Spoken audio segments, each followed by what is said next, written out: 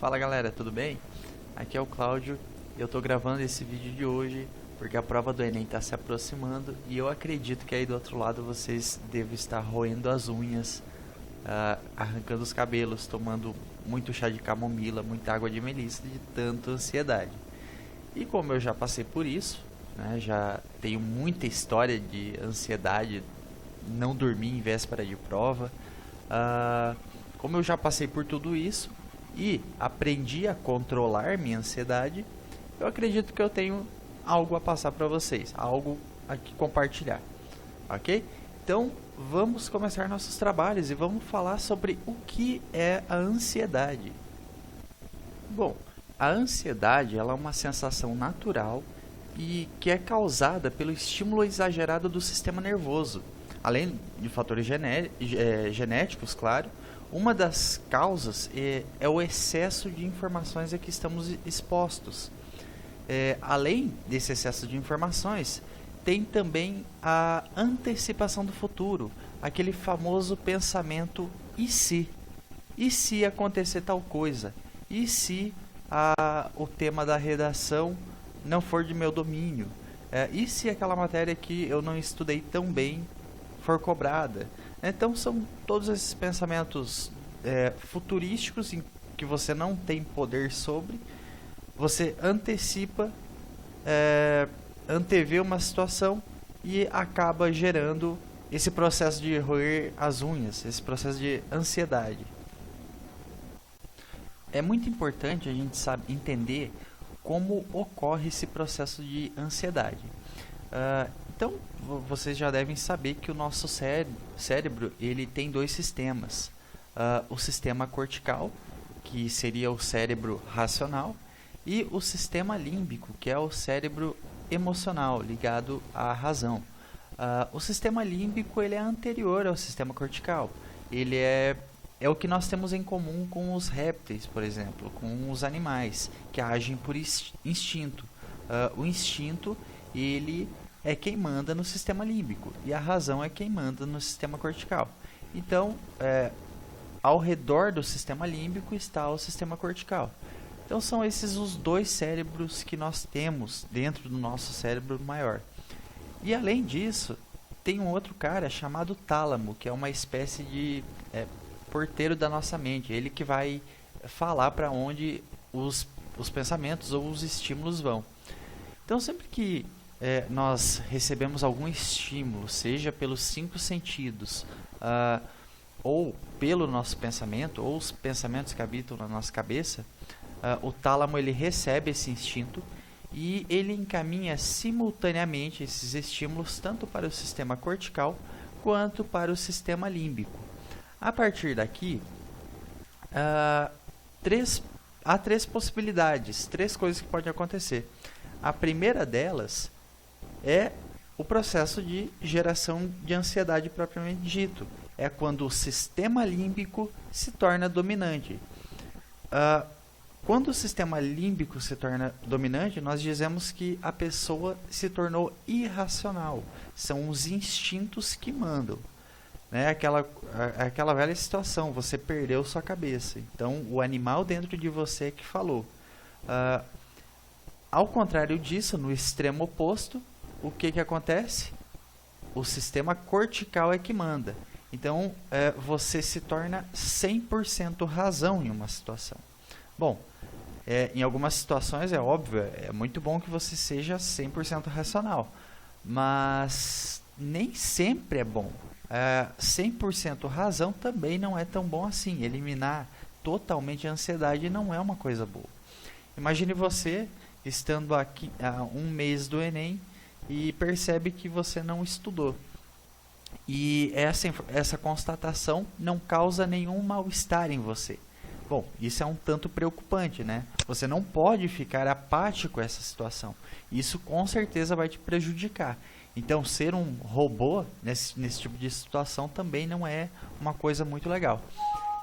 Opa, perdão. E, continuando. E a última coisa que pode acontecer, a terceira opção, seria esses dois sistemas trabalhando em conjunto, que é o ideal. E o que acontece nessa terceira opção. Ah, o tálamo ele vai enviar esses estímulos para os dois, e aí o sistema límbico vai identificar esse estímulo e ele vai causar essa ansiedade, né? Essa sensação de nervosismo. Então é como se ele dissesse, eu sei o que eu quero, ou eu sei o que me dá medo. Em contrapartida, ele não vai conseguir dominar o sistema cortical, o seu sistema pensante. O sistema cortical também recebeu a mesma informação, ouviu o que o sistema límbico disse, do que ele tem medo, só que ele vai responder, ok, você tem medo, mas eu sei o que fazer, eu sei como chegar lá. E é assim que eles trabalham em conjunto, ok? Bom, agora que nós entendemos como funciona esse processo de geração de ansiedade, vamos ver como controlar isso, como controlar essa sensação de nervosismo, que tanto faz mal. Eu trouxe aqui algumas maneiras, claro que existem muitas outras, mas eu trouxe aquelas que eu uso, né? Aquelas que eu executo. Não ia falar de alguma coisa que eu não faço. Então eu trouxe 7 maneiras que eu coloquei na minha vida para passar um pouco para vocês. A primeira delas consiste em substituir os pensamentos EC. Como eu disse, a ansiedade ela está intimamente ligada aos aspectos futuros. Normalmente são essas ideias e esses pensamentos negativos. E os pensamentos que nós cultivamos na nossa mente, eles formam uma teia de hábitos mentais. E como um hábito, ele não pode ser eliminado. Não é possível você simplesmente se desfazer de um hábito. Você pode substituir esse hábito por outro. Então, essa primeira técnica consiste em substituir esses pensamentos EC, negativos, por visualizações positivas. Então, você vai apagar esses pensamentos da sua cabeça e vai substituir por pensamentos positivos. Então, você vai visualizar, tente visualizar pelo menos 2 vezes ao dia, antes de dormir e quando acorda, o seu objetivo. Procure ver você na situação em que você deseja, de posse do seu objetivo, e assim você vai, aos poucos, calando essa ansiedade que fica martelando na sua cabeça. Bom, outra forma de controlar a ansiedade é através da respiração. A respiração ela é afetada tanto por estímulos voluntários quanto involuntários, né? No caso, os involuntários seriam os estímulos sensoriais e os voluntários, os estados emocionais.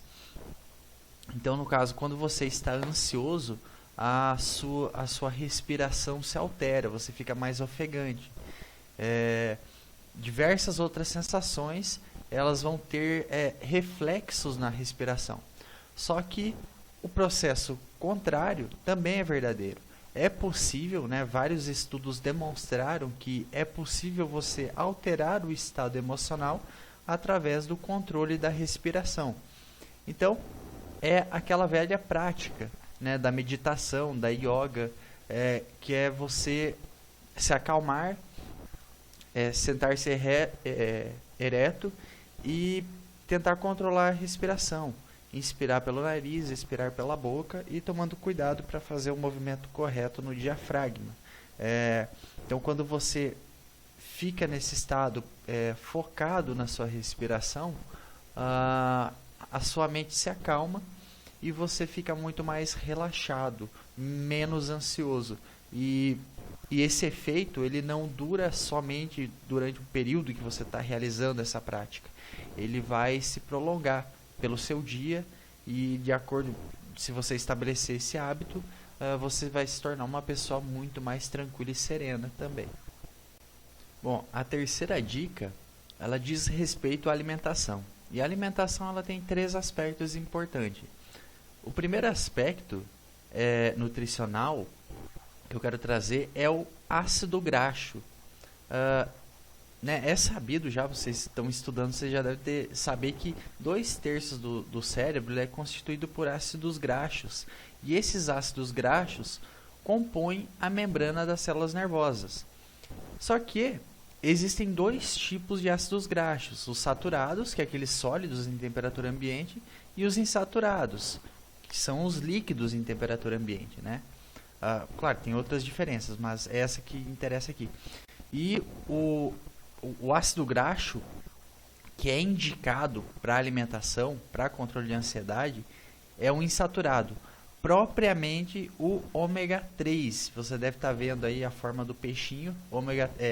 Peixes, os de água salgada principalmente, são ricos em ômega 3. Então tem uma série de pesquisas que indicam que uma dieta rica em ômega 3 tem efeitos de redução de ansiedade. Por que isso ocorre? Porque o ômega 3 ele vai formar a membrana da bainha de mielina das células nervosas. E quando ácidos graxos insaturados são utilizados para formar essa membrana, a célula nervosa ela se torna mais maleável. E por ser mais maleável, ela permite um melhor fluxo de informações, além de possibilitar mais conexões variadas. E enquanto que ácidos graxos saturados, quando ela for formada por ácidos graxos saturados, ela não permite essa maleabilidade. Então ela se torna mais rígida, e por ser mais rígida, o fluxo de informações ele não é tão contínuo, né? Então é prejudicado também. Esse é o primeiro aspecto da alimentação. Bom, o segundo aspecto de alimentação que é importante falar é sobre a ingestão de carboidratos de baixo índice glicêmicos, carboidratos integrais. Por que isso? Porque o nosso corpo ele precisa de açúcar. O açúcar ele gera uma sensação de bem-estar e saciedade para o nosso organismo. Tanto é que se você pegar, por exemplo, uma mulher na TPM, ou quando ela está triste, teve uma decepção amorosa, o que ela come? Ela come muito chocolate, né? Porque o açúcar do chocolate ele dá esse pico de glicose no sangue, gerando essa sensação de bem-estar e aliviando o estresse. Só que comer muito chocolate também é prejudicial, engorda, né? Então, dê preferência aos carboidratos integrais, pão integral, aveia, cereais, e comer de 3 em 3 horas, para manter o seu metabolismo acelerado e os níveis de açúcares constantes no sangue, ok? O último aspecto diz respeito a uma coisa que eu gosto muito, que é o cafezinho. Se deixasse, eu tomava uma térmica por dia de café, mas não é o recomendável. Recomenda-se 100 mg de cafeína por dia, e isso equivale a uma xicarazinha de café. Então isso já é o suficiente para o seu dia. Mais do que isso, o café, com o seu efeito estimulante, ele vai gerar taquicardia e palpitação, né? Induzindo o estresse, a ansiedade. Então, dá uma maneirada no café aí, controlar, procurar tomar um pouquinho. Eu estou tentando reduzir, não é fácil, porque eu adquiri esse hábito lá atrás, né, porque eu estava prestando vestibular, e até hoje eu carrego. Mas estamos aí, estou fazendo minha parte. Então, faça a sua também, se você é viciado em café. E vamos lá. Bom, agora, né, é óbvio que iria ter essa dica, que é a atividade física. Bom, é até clichê falar, mas os exercícios físicos, eles estimulam a produção de endorfina, que é aquela substância responsável por gerar prazer, uma sensação agradável. E diferentemente das drogas, né, que também provocam o mesmo estímulo, a endorfina produzida pela atividade física faz com que as células nervosas fiquem mais sensíveis aos seus efeitos. O que isso quer dizer? Enquanto que nas drogas, essas mesmas células elas se tornam mais resistentes, né, de modo que seja necessário um aumento na dosagem para provocar o mesmo efeito, No exercício físico, não. Então, quanto mais exercício físico você fizer, menos você vai precisar para ter a mesma sensação de prazer. Então, quando se pratica uma atividade física, o indivíduo ele adquire uma postura muito mais calma e serena. Então, além de aproveitar os pequenos prazeres da vida que essa endorfina produzida, né, vai proporcionar. Então, por essas e outras, a inclusão de alguma atividade física, né, eu recomendo a aeróbica, que é o que eu faço, corrida. Né, por isso que a inclusão de uma atividade na sua rotina de estudos é uma ótima opção para se controlar a ansiedade. Bom, o quinto aspecto para controle da ansiedade é o sono. E não é sobre dormir bem ou dormir mal. É claro que dormir bem é muito importante para controlar a ansiedade. Mas o que eu quero falar aqui é sobre o processo de acordar. Foram feitos vários estudos que indicaram que receber os raios solares de manhã ele é muito benéfico para o cérebro, para esse processo de acordar. Então você acorda muito melhor quando você recebe esses raios solares durante a manhã. Então o seu cérebro, antes mesmo de acordar, ele já vai entendendo que é necessário acordar, ele vai já induzindo o seu corpo, e quando você acorda de fato, você está muito mais disposto do que se você não tivesse recebido esses raios solares. E eu já fiz esse teste, realmente funciona. Eu tenho o hábito de dormir com blackout, o quarto todo escuro, aquela penumbra, e quando eu durmo assim, acordar é muito difícil, é muito doloroso. Eu fico um bom tempo em estado quase que vegetativo. Eu ando com o olho fechado. E quando eu durmo com o blackout aberto, só com a cortina, fica muito mais fácil. Eu acordo muito mais disposto, na verdade. Ok? Então, essa é uma outra dica que também funciona muito bem. Bom, outra maneira de manter-se tranquilo é cultivando um bom relacionamento com as pessoas que fazem parte do seu círculo social. Como eu expliquei, né? O cérebro dos mamíferos ele é mais evoluído do que o dos répteis. E o sistema límbico dos mamíferos ele possui estruturas que expressam sentimentos de afeto e amor. Então essa é uma evolução do cérebro e dos mamíferos no caso. E esses mecanismos eles são mais desenvolvidos na espécie humana. Então, portanto, o amor e essa necessidade de convívio social com as pessoas, ela é uma expressão da própria evolução natural. Então, assim, é fácil a gente perceber que para o homem, o convívio em sociedade ele é necessário. O homem necessita viver em grupo. E fica fácil perceber isso quando a gente analisa o processo de depressão. Geralmente quem tem depressão procura se afastar, tem esse afastamento do convívio social. E a prescrição médica é justamente você trazer a pessoa de volta para o convívio social, né? Então, você cultivar bons relacionamentos, estar entre as pessoas que você gosta também é uma maneira de você controlar a ansiedade. Sair com os amigos, fazer alguma coisa que não esteja relacionada aos estudos também é muito bom. É claro que vocês têm que estudar, né? Quem está se preparando para o vestibular tem que estudar o tempo todo, mas eu garanto que você tem amigos que estão nessa mesma situação. Então combine uma vez por semana para vocês saírem e ir ao cinema, jogar boliche, fazer qualquer coisa com os amigos, sem falar nada de vestibular, só se divertir. Então isso vai ser muito bom. E a última dica é manter a mente ocupada. Você já deve ter ouvido aquele ditado que diz que a cabeça vazia é oficina para o diabo. E realmente, quando você fica ocioso ou sem ocupar a mente com algum pensamento construtivo, esses pensamentos negativos eles se tornam dominantes muito mais facilmente. Então procure sempre estar ocupando sua mente com pensamentos construtivos, boas leituras, filmes legais, boas conversas, ou até mesmo estudando. Mas quando você não estiver estudando, procure fazer algo legal, que vá agregar, né, na sua vida, e não ficar ocioso, que aí você vai abrir espaço para esses pensamentos, os pensamentos EC, se apoderarem da sua mente, né? Então essa era a última dica. Bom, se você quiser ler mais sobre isso, se interar mais sobre o assunto, eu indico 2 livros, que foram os 2 livros que eu utilizei para fazer esse vídeo e escrever o artigo, né, o artigo do blog.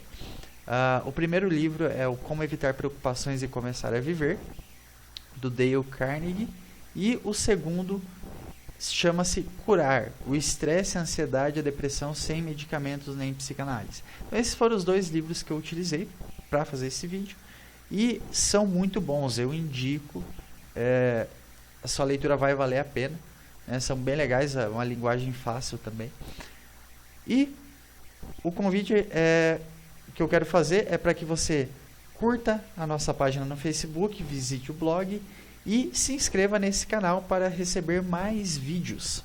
Então eu vou ficando hoje por aqui e um abração.